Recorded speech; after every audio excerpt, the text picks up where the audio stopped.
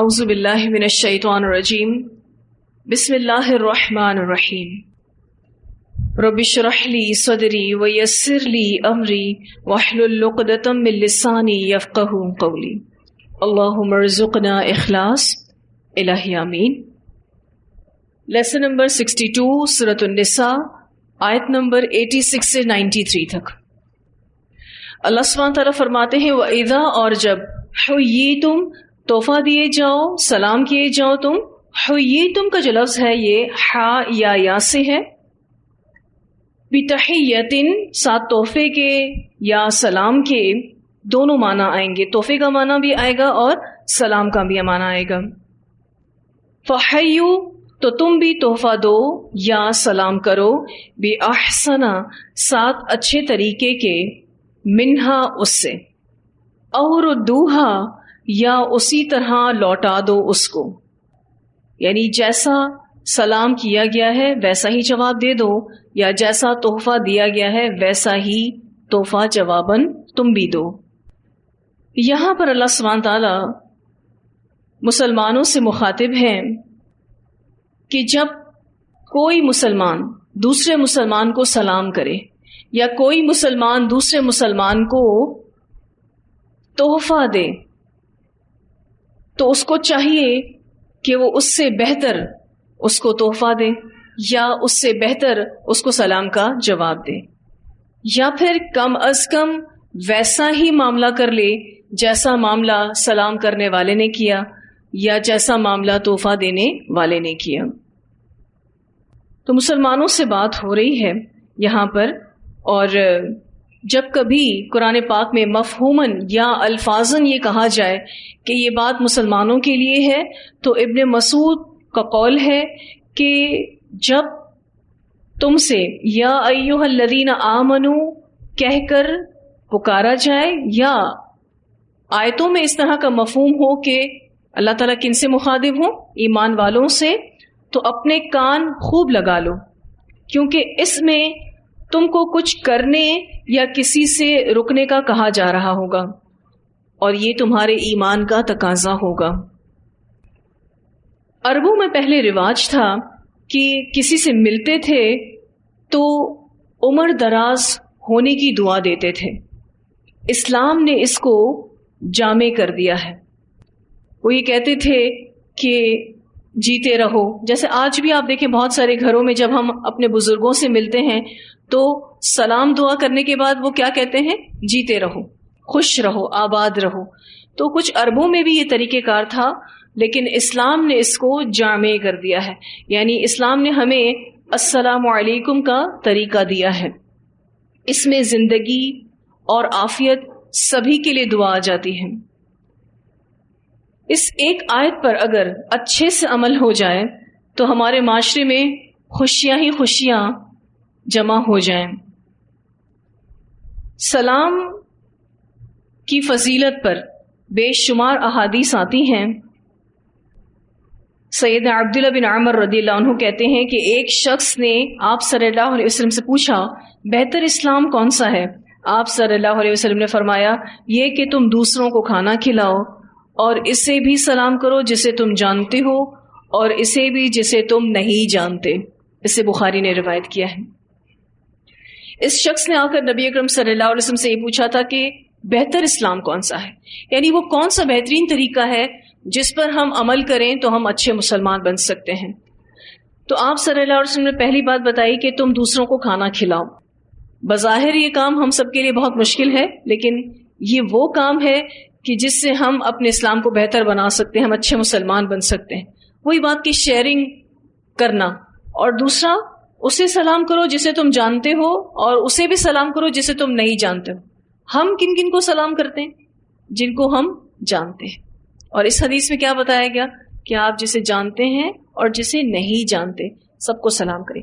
اچھا ایسا بھی ہوگا جس کو آپ نہیں جانتے، اس حدیث پر عمل کرنے کے لیے آپ اس کو سلام کریں گے تو پہلے تو اس نے آپ کو حیرت سے دیکھنا ہے کہ یہ مجھے جانتی ہیں تبھی انہوں نے مجھے سلام کیا ہے، اور جب ان کو یہ ہوگا کہ نہ وہ آپ کو جانتی ہیں نہ آپ ان کو جانتی ہیں، آپ نے ایسے ہی سلام کیا، تو یہ بھی ہو سکتا ہے کہ وہ آپ کو جواب ہی نہ دیں اور وہ ایسے ہی گزر جائیں۔ تو کوئی مسئلہ نہیں ہے، اس میں آپ کو انشاءاللہ سلام کرنے کا اجر مل جائے گا. تو جس کو آپ جانتے ہیں اور جس کو آپ نہیں جانتے اس کو آپ سلام کریں گے. کیونکہ فرشتوں کو بڑی حیرت ہوتی ہے جب ایک مسلمان دوسرے مسلمان کے پاس بغیر سلام کیے گزر جاتا ہے. تو ان کو حیرت ہوتی ہے کہ یہ بغیر سلام کیے کیسے آگے بڑھ گیا. سلام کرنا اتنا اہم ہے. ایک اور روایت میں آتا ہے سیدنا عمران رضی اللہ تعالیٰ عنہ کہتے ہیں کہ ایک آدمی آپ صلی اللہ علیہ وسلم کے پاس آیا اور کہا السلام علیکم. تو آپ صلی اللہ علیہ وسلم نے فرمایا 10، یعنی اس کے لیے 10 نیکیاں ہیں. پھر ایک اور آدمی آیا، اس نے کہا السلام علیکم ورحمۃ اللہ. تو آپ صلی اللہ علیہ وسلم نے فرمایا 20، یعنی اس کے نامہ اعمال میں 20 نیکیاں لکھی جائیں گی. پھر ایک اور آدمی آیا، اس نے کہا السلام علیکم ورحمۃ اللہ وبرکاتہ. تو آپ صلی اللہ علیہ وسلم نے فرمایا 30، یعنی اس کے نامہ اعمال میں 30 نیکیاں لکھی جائیں گی. اسے ترمذی نے روایت کیا ہے. لیکن بس سلام اتنا ہی ہے، اس سے آگے نہیں ہے. جو لوگوں نے بنایا ہوا ہے اس سے بھی آگے کچھ الفاظوں کا اضافہ کر کے. سنت سے بس اتنا ہی ثابت ہے، السلام علیکم ورحمۃ اللہ وبرکاتہ. آپ السلام علیکم بھی کہہ سکتے ہیں تو صرف 10 نیکیاں کمائیں گے، اور اگر اس کے ساتھ آپ اضافہ کر لیتے ہیں ورحمۃ اللہ تو 20 نیکیاں ہو جائیں گی، اور اگر ایک اور اضافہ جو کہ سنت سے ہی ثابت ہے وبرکاتہ تو پھر 30 نیکیوں کا اجر آپ کو ملے گا. ایک اور روایت میں آتا ہے آپ صلی اللہ علیہ وسلم نے فرمایا جب تم میں سے کوئی اپنے بھائی کو ملے تو اسے سلام کہے، پھر اگر ان دونوں کے درمیان کوئی درخت، دیوار یا پتھر آ جائے پھر اس سے ملاقات کرے تو پھر سلام کرے. اس سے ابو داؤد نے روایت کیا ہے. اب مثلا آپ کلاس میں بریک میں ہیں، آپ نے صرف پلر کراس کیا ہے اور آپ پھر سلام کریں اپنے ساتھی کو. یہ بات ہو رہی ہے اس حدیث میں، کیونکہ درخت بھی بالکل اس ستون کی طرح ہی ہوتا ہے، اور صحابہ کرام ایسے ہی کیا کرتے تھے کہ جب کسی درخت کو پار کرتے یا کسی دیوار یا پتھر کے پاس سے گزرتے، یعنی ایک رکاوٹ آ گئی نہیں دیکھ سکے، پھر جب دیکھا پھر سلام کیا.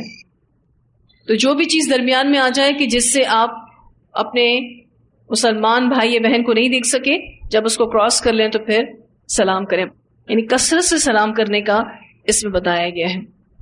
اس کے علاوہ ایک اور حدیث میں ہے آپ صلی اللہ علیہ وسلم نے فرمایا چھوٹا بڑے کو سلام کرے، چلنے والا بیٹھے ہوئے کو سلام کرے، تھوڑے آدمی زیادہ کو سلام کریں، سوار پیدل چلنے والے کو سلام کرے، چلنے والا کھڑے کو سلام کرے.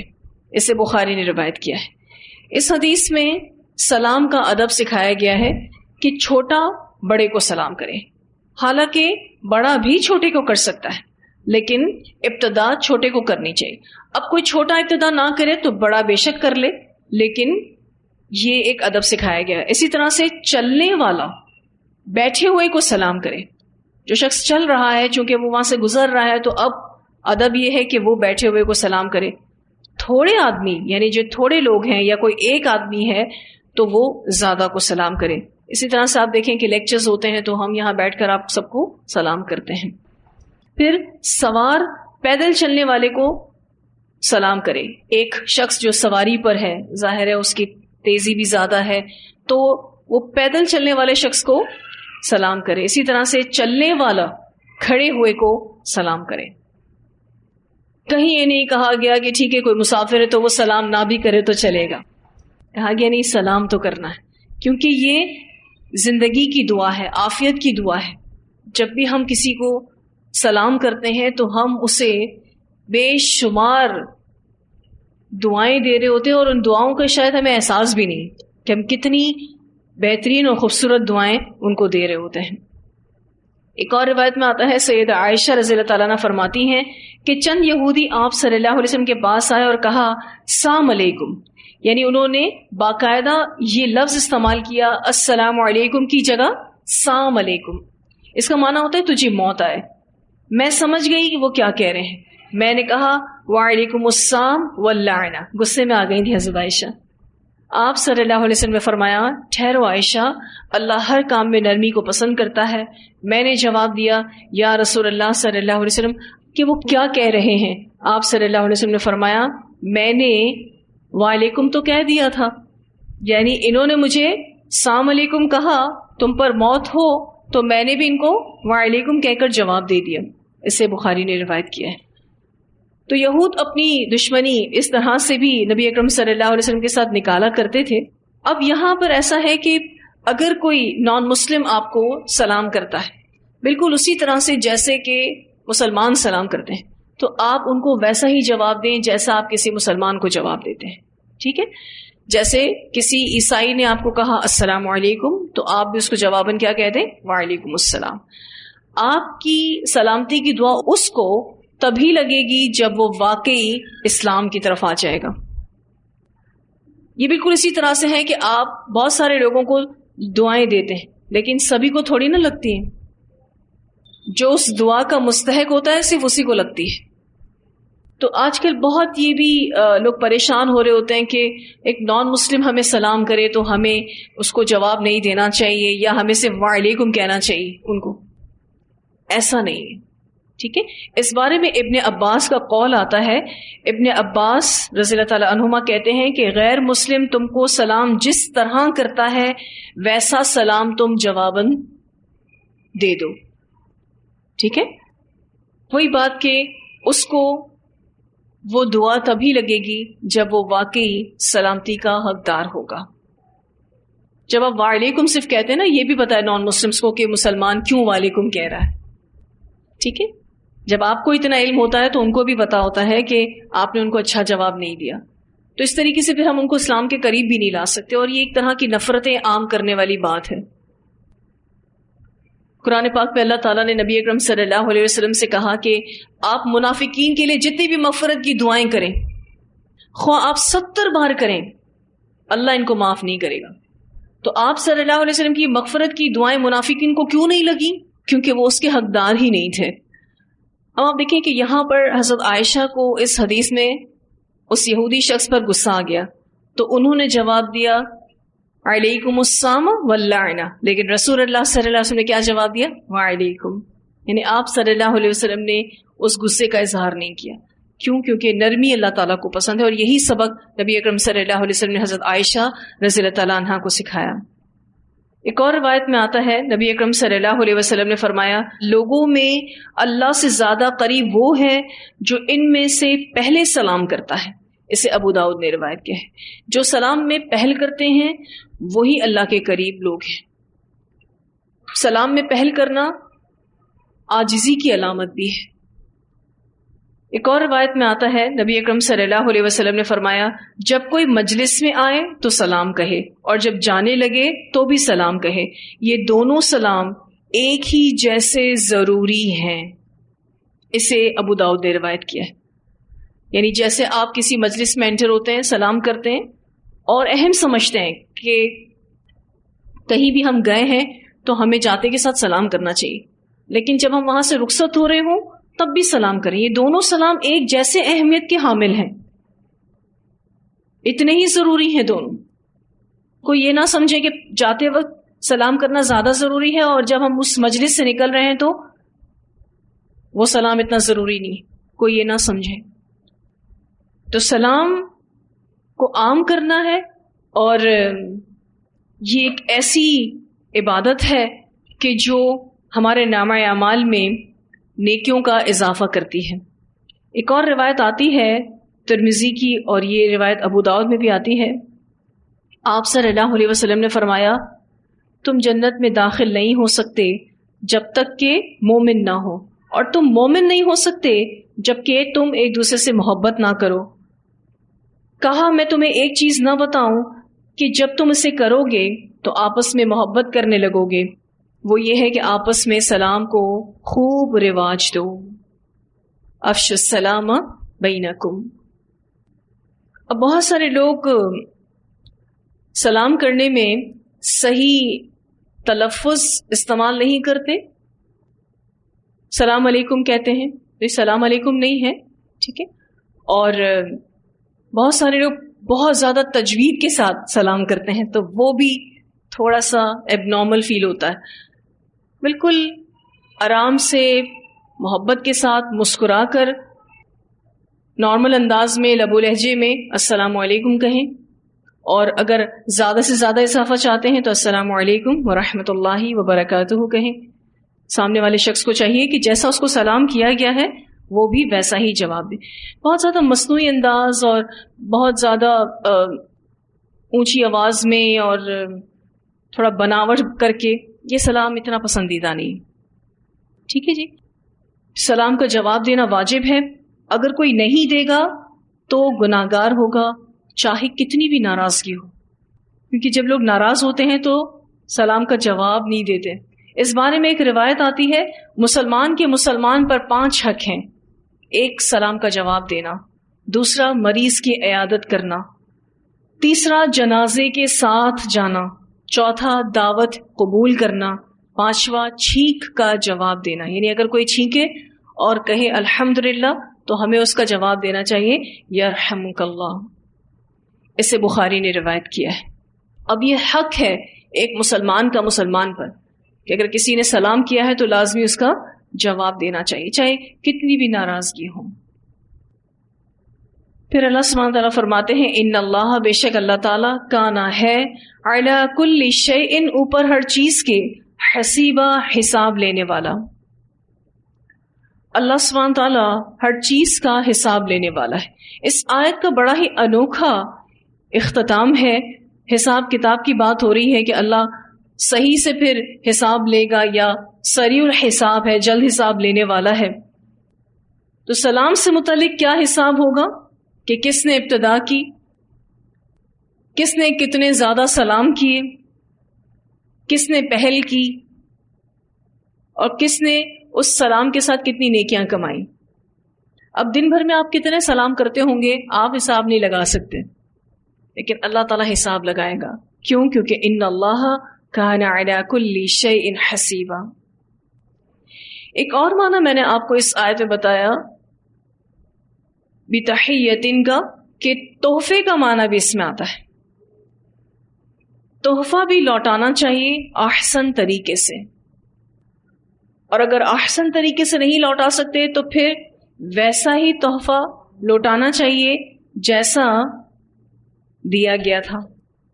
ہمارے یہاں ایسا ہوتا ہے کہ جب ہمیں کسی کو تحفے دینے ہوتے ہیں تو ہم سب سے پہلے تو ٹینشن میں آ جاتے ہیں کہ کیا دیں, سامنے والے کو اچھا لگے. پہلے تو ہم اسی سوچ میں ہی رہتے ہیں. اور شادی بیاہ میں جو تحفے دیے جاتے ہیں اس کی تو باقاعدہ نام کے ساتھ لسٹ بنتی ہے کہ اس نے اتنے روپے کا انویلپ دیا تھا تو اب ہمیں اتنا اس کو لوٹانا ہے. تو کیا یہ بات ہو رہی ہے یہاں پر کہ مہنگے سے مہنگے تحفے دو, حیثیت نہ ہو تو بھی قرضے لے کر بھی دو, اور نام خراب نہ ہو, بے عزتی نہ ہو جائے, بدنامی نہ ہو جائے, ویسے تحفے دو تاکہ خاندان والوں میں ہماری پھر سہ کیا رہے گی, ہماری عزت کیا رہے گی. کیا یہ بات ہو رہی ہے یہاں پر؟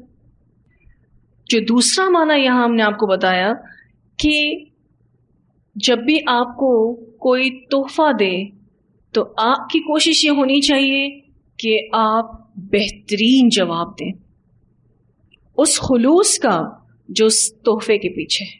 یا ہرگز یہ بات نہیں ہو رہی کہ جو جتنا مہنگا تحفہ دے آپ اس سے زیادہ بڑھا کر مہنگا تحفہ دیں, اور اگر آپ مہنگا نہیں دے سکتے تو کم از کم اسی قیمت کا دیں.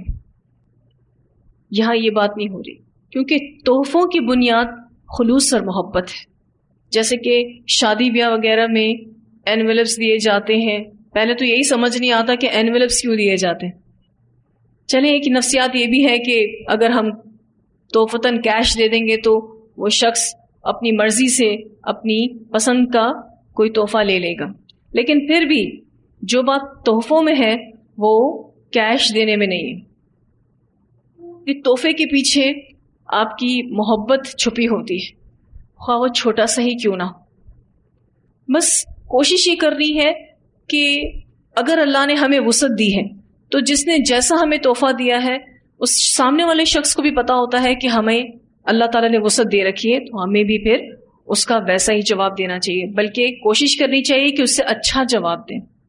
ٹھیک ہے, وسعت دیکھ لیں, اگر وسعت نہیں ہے تو محبت کے ساتھ بے شک چھوٹا سا ہی تحفہ کیوں نہ ہو, خواہ سامنے والے نے کتنا بھی بڑا تحفہ دیا ہو, لیکن چونکہ آپ نے محبت کے ساتھ خلوص کے ساتھ اپنی وسعت کو دیکھتے ہوئے چھوٹا سا تحفہ دیا تو انشاءاللہ وہ محبت بڑھانے کا ذریعہ بنے گا. نبی اکرم صلی اللہ علیہ وسلم کا حکم ہے یہ کہ آپس میں تحفے دیا کرو، اس سے محبت بڑھتی ہے. جیسے سلام کرنے سے محبت بڑھتی ہے نا، ویسے تحائف دینے سے بھی محبت بڑھتی ہے. پر ہمارے یہاں سب سے بڑا مسئلہ یہ آ گیا کہ تحفوں کے پیچھے اب محبت کم اور ٹینشن زیادہ ہے. پہلے تو لوگ چھوٹی چھوٹی چیزوں کو بھی شیئر کر کے خوش ہو جایا کرتے تھے. مثلا دو پڑوس ہیں، آپس میں تھوڑا سا بھی کچھ کھانا بھیج دیا تو بڑا خوش ہو لیتے تھے، چھوٹی چھوٹی چیزوں میں خوشیاں ڈھونڈتے تھے. اب تو کہتے ہیں جی اتنی کوانٹٹی ہوگی، ذرا پریزنٹیشن ہوگی، تھوڑا دیکھنے میں صحیح لگے گا تو ہم دیں، ورنہ تو لوگ کیا کہیں گے.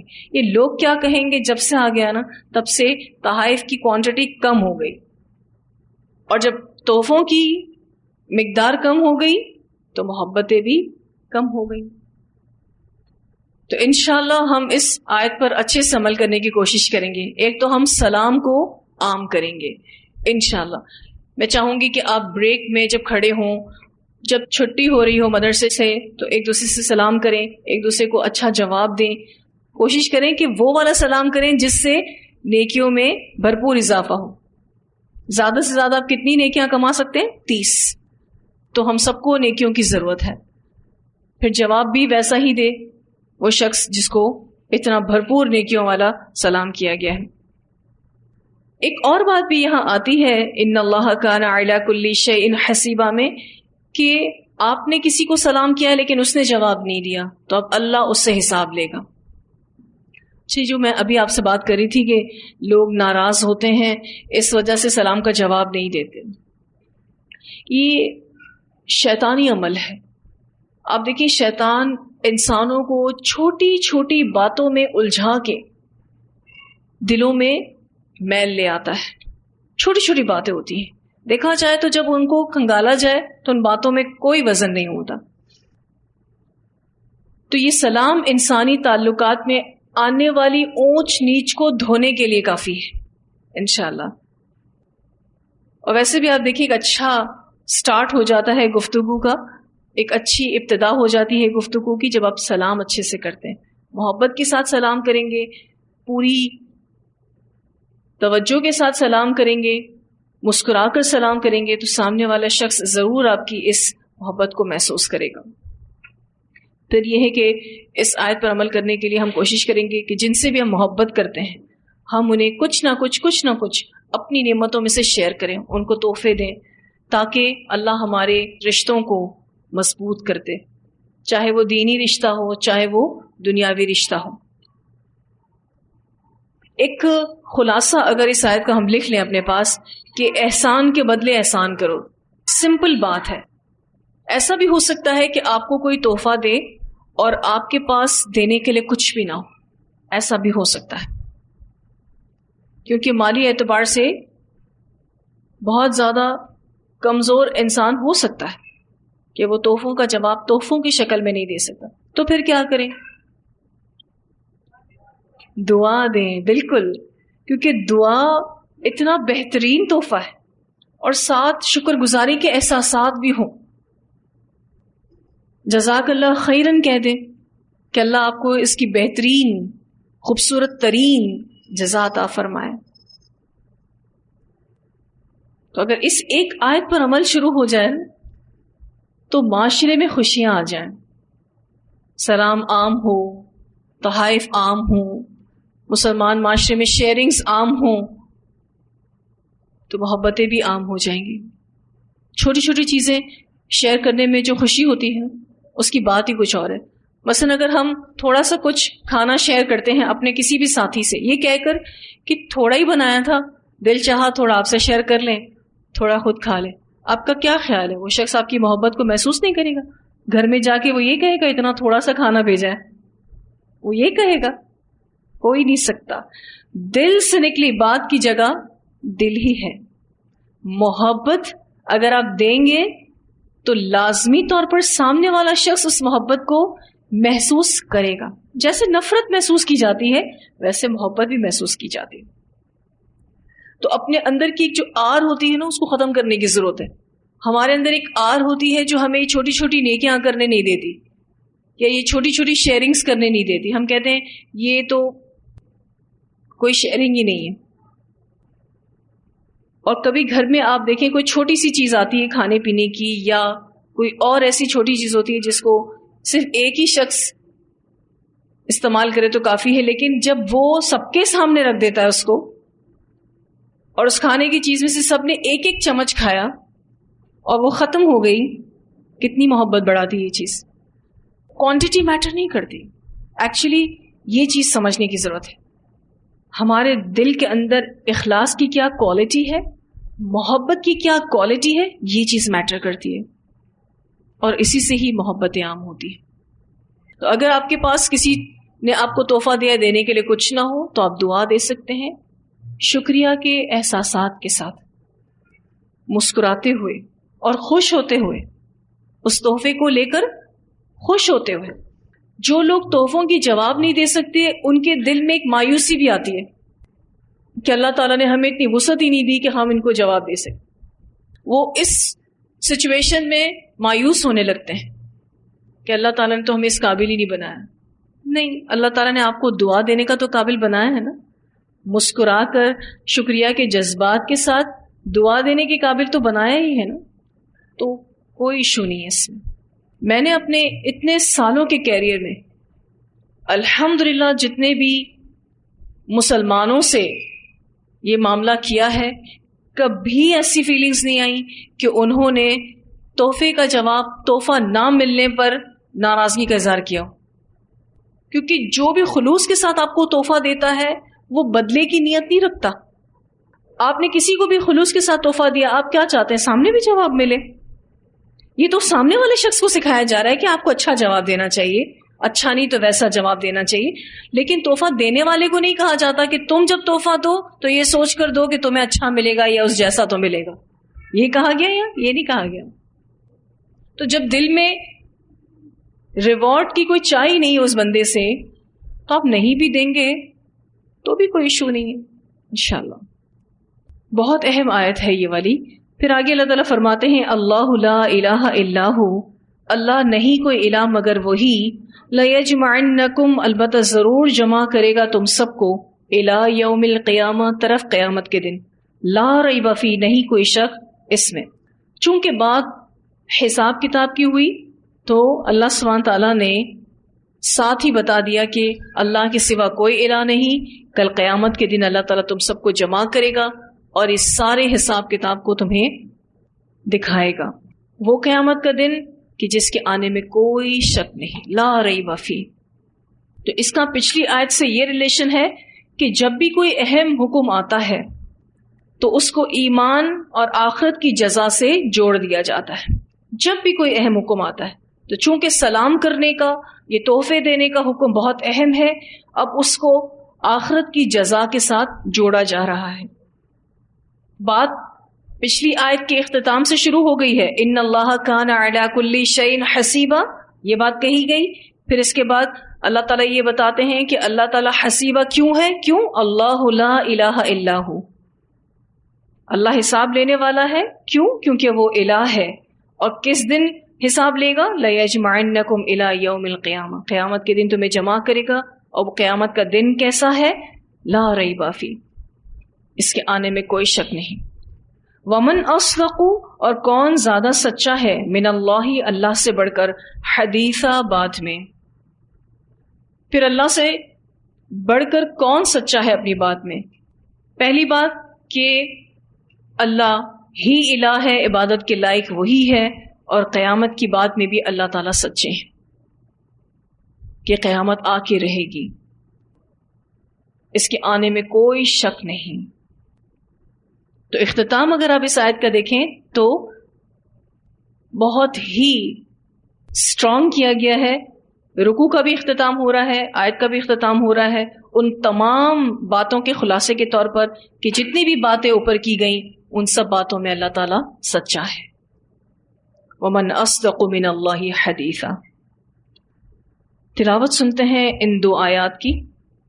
وَإِذَا حُيِّيتُم بِتَحِيَّةٍ فَحَيُّوا بِأَحْسَنَ مِنْهَا أو ردوها إن الله كان على كل شيء حسيبا الله لا إله إلا هو الله لا إله إلا هو لَيَجْمَعَنَّكُمْ إِلَى يَوْمِ الْقِيَامَةِ لَا رَيْبَ فِيهِ وَمَنْ أَصْدَقُ مِنَ اللَّهِ حَدِيثًا.